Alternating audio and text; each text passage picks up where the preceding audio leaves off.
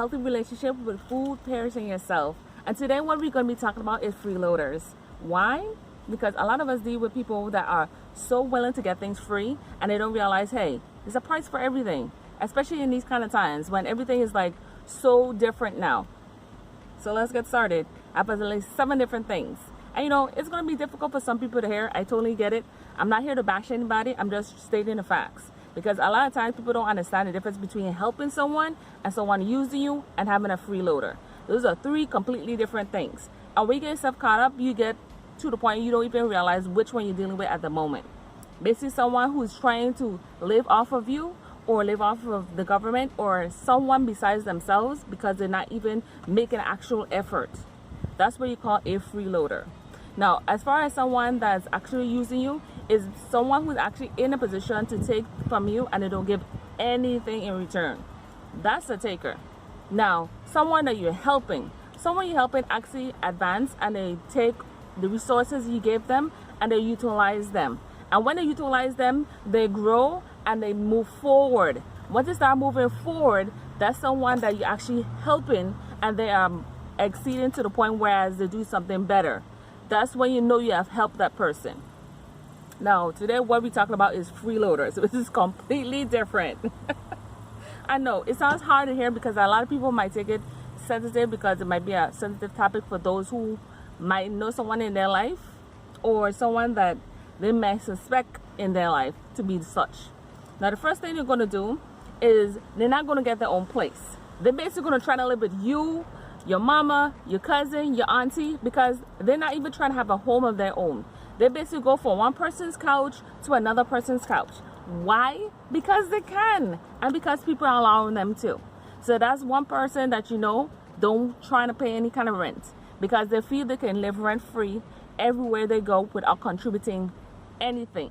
Okay? A second thing, when you know the person is always in the mood to borrow money, you see them and guess what? They're not talking about a job. They're not talking about work and getting paid or even kind of side gig. All they're talking about is I'm going to borrow money from you because I need it. They always need to borrow.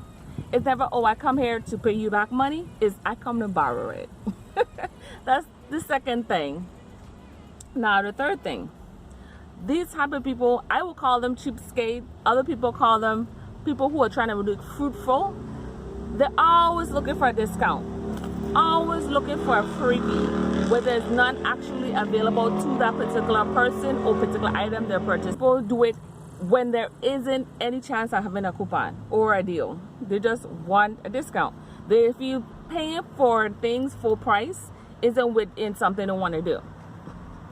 Yeah, freeloaders, yeah, you gotta watch out for these kind of folks. I'm telling you. One thing they like, 3 things I know for sure they like to do: eat, sleep, and complain. Yeah, certain things happen when you're a kid. Kids do the same thing, eat, sleep, and complain. But when you're talking about adults, that's a whole different ballpark. You're talking about somebody that's trying to not be dependent and want to be independent. Okay? That's not what you want. 5th thing, they hate chores. You can't tell them to take out the trash, wash the dishes, or even take a shower. Do something. Just don't sit down in front of my TV all day. Now, this kind of person, you know, ain't trying to do anything. And it's not because they're disabled, they're not working. It's because they're lazy, okay? Bottom line, laziness, okay? Eat, sleep, and complain. Now, old folks do that because they already got to the point where they could actually do that, I guess. That's what some people are saying, but I'm not saying that. What I'm saying is if you got somebody that eats, sleep, and complain, you more likely have a freeloader, okay? Which is not a good thing. Now, let's go on to the 6th thing. The 6th thing I have here is they always leave their wallet at home. If you're going out someplace, why would you leave your wallet at home? That means you expect the person that's with you right there to pay for the meal. You don't want to expect to pay for your own meal, which is not good. Because what's the sense of going out to eat with someone and you don't have your wallet? Which means you intentionally did that because you expect the other person that you came with to actually pay for it for you. That's not cool. Now, the 7th thing I want to talk about when it comes to freeloaders is they tend to come to family gatherings with containers, with food. They don't even bring ice, water, juice, or soda. If you can't cook, at least bring something besides the two empty hands. Talking about, can I get something? Can I get this? Can I get that? We all know a family member that comes around us and has always looking for a handout.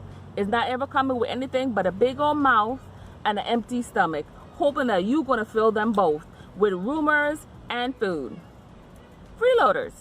Now, they could be anybody. It could be your auntie. I highly doubt it would be your mama, but your mama could be using you and not even actually a freeloader because, you know, they feel once they get to a place that they can do what they want. And it is understandable when it comes to adults. Adults usually things a little different versus the younger generation. And I totally get that. And there's nothing wrong with that. But when you're dealing with a freeloader, it takes from you constantly. There's no giving back. There's no empathy for a person that is assisting this person. Freeloaders could be a guy, it could be a girl, it could be a cousin, it could be a sister. My whole thing is, if you're not giving anything and you keep taking, you're a taker, and more than likely you're going to be a freeloader because you're not loaning anything. You expect people to literally give you everything. If all of us could have done that, then we all be living very free and happy. But that's not the case. A freeloader takes from a person and doesn't give. And more than likely, if you're dealing with this type of person, there are 3 steps that you should take. One of them is to avoid their calls. Yeah, I said it. Their calls, their texts, their email, just by every form of communication, and ghost them. Okay? The second thing, you want to tell them straightforward. Look, I'm not your mama, your auntie, or any of the above that says that I have to take care of you. So try to get your own. The third thing, you will literally get to a point whereas you show them, okay, if I loan you this money, you got to pay me back at least by Friday. I don't care if you get to cut someone's grass, or you got to do Uber Eats, or you got to do a Zoom meeting, or you got to go out there and sell some clothes or something. But I want my money by Friday. Now, another thing you can do when it comes to dealing with a freeloader is actually stop giving them things. Cut it out. Literally don't give them anything. When you don't give the person anything, they can't ask for anything. It kind of be, yeah, complex if you're dealing with someone who literally figure out, oh my God, she figure out what I'm doing, or he figure out what I'm doing. Now, a lot of different names for these type of people. And I could name a few. Some of them call them gold diggers, scrubs, deadbeat, punk, a whole bunch of other names. But freeloader is the most popular one because everyone understands what a freeloading means. Because if you got oversized load, we know it's very big. A freeloader basically someone who takes and does give back, basically. And I know it is very difficult to cut people like this off, so it might take some time to understand you are an enabler and you need to literally stop. Because you don't stop, guess what? They're going to continue taking from you, and things that you should have for yourself is going to go out through the door. I understand we all like to help people, but sometimes we have to have people who try to help themselves. Those people that try to help themselves can advance and go forward. But if you're sitting there being an enabler, guess what? They don't keep coming back to you. They don't keep asking you, hey, can I borrow $5? Can I borrow $20? Can I borrow $200? I've seen people even give them people thousands of dollars and not even get the money back. I'm watching them. Are you crazy? You over here signing on car notes and stuff, and you getting your money back? Ain't nobody got time for that. Till next time, this is Miss Around from Sparkling Memories. Bye-bye.